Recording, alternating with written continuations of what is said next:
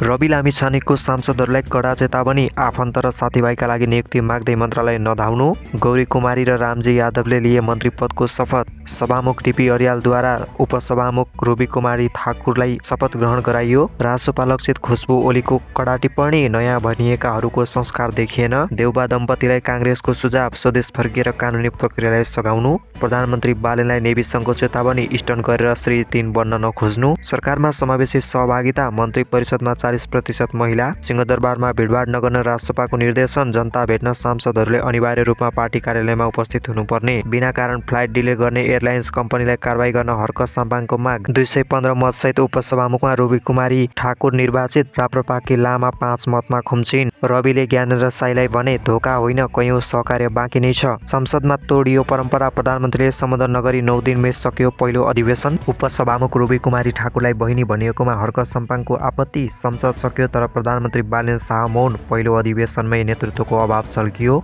हाजिरी जमानीमा रिहा भए कलाकार सागर लम्साल बले।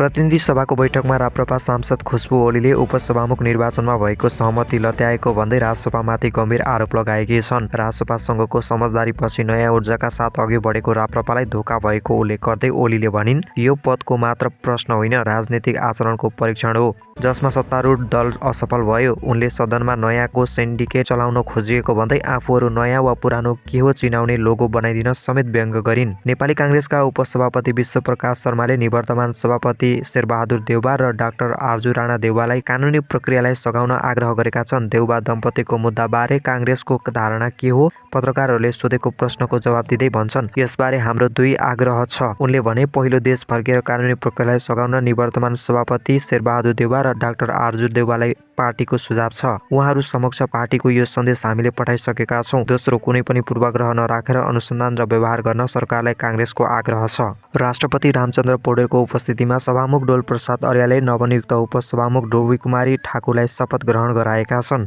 नवनियुक्त 2 जना मन्त्रीले शपथ लिएका छन्। श्रम मन्त्रीमा रामजी यादव र उद्योग वाणिज्य तथा आपूर्ति मन्त्रीमा गौरी कुमारी नियुक्त भएका छन्। रासोपाका सभापति रवि लामिछानेले आफ्ना पार्टीका सांसदहरूलाई नातावाद र कृपावादबाट टाढा रहन कडा निर्देशन दिएका छन्। विभिन्न सरकारी पद र निकायहरूमा आफ्ना आफन्त वा साथीभाइलाई नियुक्ति दिलाउनका लागि मन्त्रालयहरूमा दबाब नदिन उनले सचेत गराएका हुन्।